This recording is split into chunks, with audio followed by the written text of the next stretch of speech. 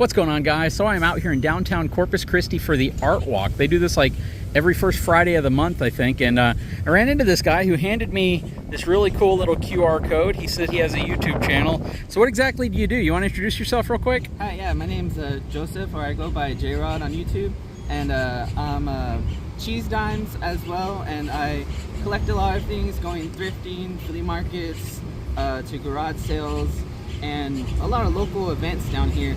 And yeah, I'm just trying to grow my community today and gain some subscribers. So I appreciate the follow if y'all decide to subscribe. And how big's your channel right now? It's pretty small. It's like 200 subscribers. Let's get you to 1,000 at least, okay? Yeah. Very cool. Yeah, you know, he's out here, I want to say he's out here really pushing it. I mean, not many YouTubers come out to an art walk, hand out cards. And what were you doing? How did you introduce yourself to me? What did you say?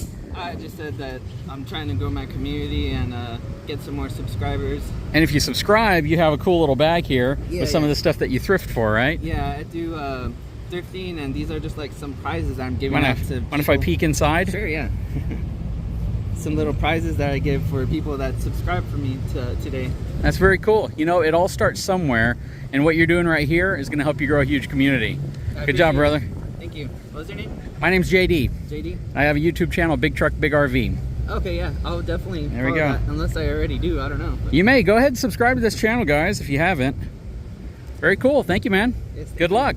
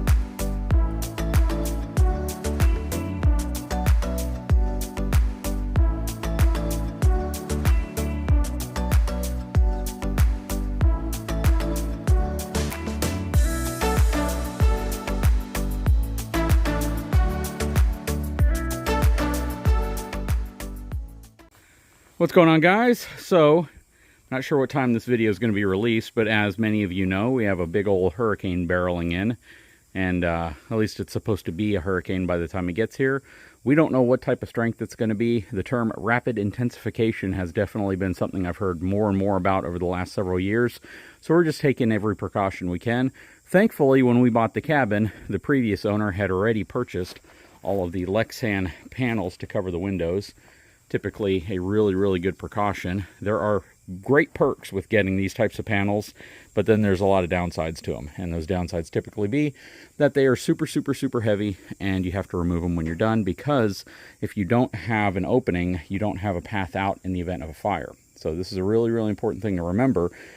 We have our other home with the steel panels, which we like even less, and we'll probably swap them out for these Lexan, but eventually, hopefully, we'll just do like Hurricane screens. But yeah, this is the project for today. We have our little map over here that guides us through all the panel placement steps, all of our fasteners. And we're going to be spending the majority of today putting panels up on windows. The front part of the house isn't the difficult part. The difficult part is the back part of the house, which has that huge, huge, huge, huge back opening area. And there's panels that basically line the entire wall. Plus the end caps on the end over there also require huge panels. Anyways, we're going to start putting these things up. Hopefully we can get finished before it gets too hot outside. So I'm going to tell you a little story about media vehicles and media loaner vehicles that are specifically out there for press agencies and journalists to review, such as this 2025 Ram 1500 SST high output straight six pickup truck, limited trim. This thing's absolutely beautiful. Whenever we get these vehicles, we only get them for a week. I suppose if there's some type of special event, or if you're going to be doing some type of long-term comparison, you can get them for a little longer if you request them. But typically they drop it off on, let's say, a Thursday, and then they pick it up the following Wednesday or Thursday, and they bring you another vehicle if there's another one in the lineup that you're interested in. Well, I would love to do content on this truck towing that trailer. But unfortunately, a big tropical storm, hurricane, major hurricane tropical storm called Beryl decided to come through and disrupt my plans. So unfortunately, I may not be able to actually tow the Surveyor with this truck. I was super hyped up to do it. This truck has over 500 horsepower and over 500 pound-feet of torque with an inline six, and it's a gas engine. And I'm like really interested in seeing how it performs towing the Surveyor. If I have enough time, after I'm done preparing, moving everything out of the way, getting done with all the hurricane shutters, everything, we may have an opportunity to tow the Surveyor if the winds don't pick up. And when I say pick up, if they don't pick up to the point to where it's unsafe. But again, very interested in towing the Surveyor with this truck. I don't know if I'll have an opportunity to do it though, and I just wanted to share that with you all because I know there's so many of you out there who are interested in knowing how this truck specifically can handle that Surveyor, given the fact that that's right in that sweet spot, 5,500, 6,100 pound range that I usually recommend as a max RV size for your typical half-ton truck. With this truck having just a little over 1,100 pounds worth of payload capacity, I'm sure the towing capacity is probably in the 9,000 pound range, maybe 9,500. I'm not sure. I didn't see it anywhere on the truck, but it would really be a great pairing to put it with the Surveyor because, you know, we don't have a tremendous amount of tongue weight. We're probably talking about 650-ish pounds worth of tongue weight transferring to the truck, leaving us about 500 pounds cargo capacity for family and everything we throw in the truck. So it's an interesting size. We really wanted to do it, especially considering this truck has air suspension on it. But again, I don't know if we'll have time to do it. Hopefully we will. Just wanted to share that with you just in the event it appears as if we won't have time before the storm hits. And they're going to be picking up this truck right when the storm finishes going through here. So there is some time periods, but I'm not going to tow it if it's 70-mile-an-hour winds. It just doesn't make sense. And in preparation for the storm coming through, we are loading up the back of the Ram with the 2 Mango power banks. These things are absolutely insane. If you didn't see the videos on them, you need to go back and check them out. Got a 30 amp connection on them. It is absolutely nuts, and they weigh like 120 pounds each. So they're very heavy. They're fully charged. We are going to use these at the other property if we experience a power failure, which is very likely. I'm going to tell you, having this split tailgate setup comes in really handy when it comes to loading stuff like this, because we can get right up to the back of the truck, load it up. We loaded a ladder because I don't have any ladders at the other house anymore. 2 large propane canisters because the generator over there is a propane generator. We don't have a whole house like a Generac like we have here. Over there we have a 12,000 watt generator that's propane or gas, and it runs perfectly fine off propane. We don't have to maintain fuel in it since we're using propane, and it's just a better setup to use a propane generator if you have the option. Doesn't smell as bad, and far less likelihood of a fire whenever you're swapping out propane canisters versus, you know, a hot generator pouring fuel into it. But this is one of those really nice reasons to have this type of tailgate. We can use it like a traditional tailgate. So for those of you who are purists with tailgates, you can still drop it down like a normal tailgate. But when you have it set up this way, you pop the step out, you walk right up into the back of it, and you are good to go. But yeah, we're going to move all this stuff over to the other house. We're doing all sorts of crazy stuff at both places. Way back there, you may remember we have a pond back there. We had furniture all around it. And now we have all the furniture loaded into the gray cargo trailer backed in here. I know there's going to be a lot of folks that say, why don't you move your RVs inside? We may move the Surveyor in this side. The Brookstone, with the way we have everything configured out here, is just not going to fit. I mean, we don't have the space in here. It's going to be cram-packed with even more stuff when all is said and done, including the small black caravan trailer. We have it insured, which is also nice, but we may actually hitch up if it gets bad enough to the Brookstone and tow it wherever we need to go. So we'll skedaddle with the Brookstone, leave the Surveyor here, or vice versa. Not exactly sure. I guess it all depends where we plan on going and what we can fit when we get there. Anyways, guys, we're done loading this up. We're going to take off to the other property and offload some stuff so we can have that house all ready as well. Okay, so we're back. I'm about to put the tractor back in the shop, which is becoming more and more loaded full of stuff. We went and snatched up as many of the large potted plants as possible. The tractor's going here. I moved all the e-bikes in here except for one that I'm going to be using to kind of commute to the mailbox. I'll probably pull both of these inside. It's really just finding a way to get anything that could turn into a flying object.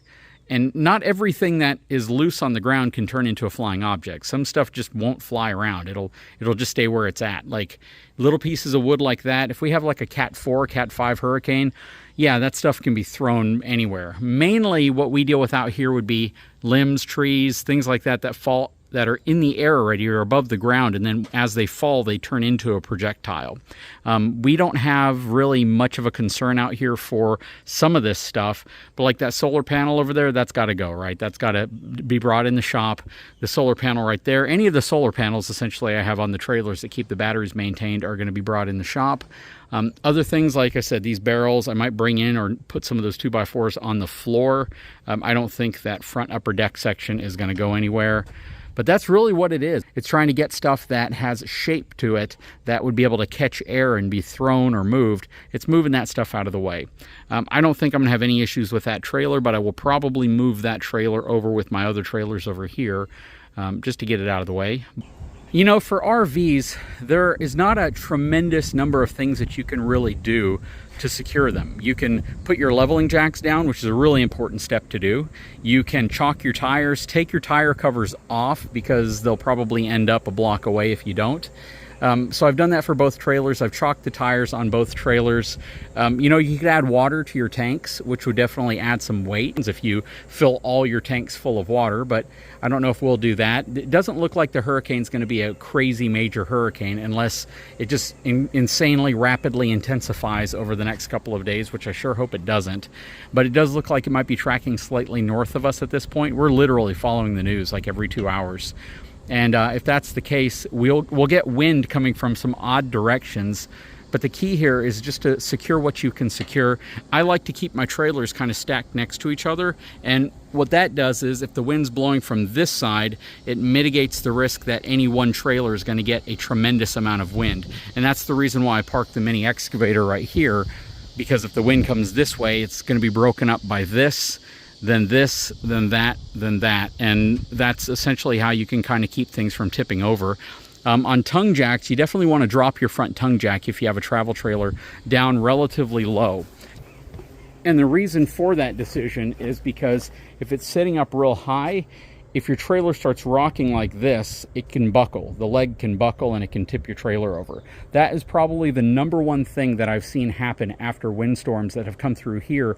Whenever the trailers used to be in storage at a storage facility, you'd go out and all of a sudden you'd see all the front A-frames on the ground because the jack leg right there rocked so much back and forth like this that it buckled. So that's something that I will probably do. I have all my stabilization legs down, but you can see I don't have the jack leg extended that far because I have one of the Anderson jack blocks underneath it. So we should be okay like this. I might bring the front down just to be cautious though. But that's essentially our plan. I'll probably drop the front of the fifth wheel down a little bit as well. Same principle there. You don't want the thing rocking back and forth like this so much that your front jack legs buckle. But I do have all the stabilizers down, and that definitely is going to make it a lot more stable if wind starts hitting it really hard. But really for us, since we are going to be out here, it's just keeping an eye on everything. You know, taking a very proactive approach to it. And if the winds die down a little bit, you come out, you check on stuff, and you make corrections and fixes as you can, because last thing you want to do is find yourself in a situation where something is occurring and you're not there to prevent it. Now, if the storm was a huge storm and we had to evacuate, we'd probably take one of the RVs with us and, you know, maybe try to fit the other one in the shop, and then kind of cross our fingers and hope that when we come back, it wasn't too devastating on what we have out here. Anyways, guys, I'm spending the day today preparing. I do wish that the Ram, which is parked right over there with that new inline 6 gas engine, twin turbo, I wish we had an opportunity to tow. We might, if I can get out here tomorrow and try to tow with it for a little while. That might be an option for us. Anyways, guys, if you haven't had a chance, please take a moment, subscribe to the channel, give me a thumbs up. We'll talk to you again very soon. Hopefully on a day when we don't have a hurricane coming, and hopefully on a day where I'm a lot less sweaty.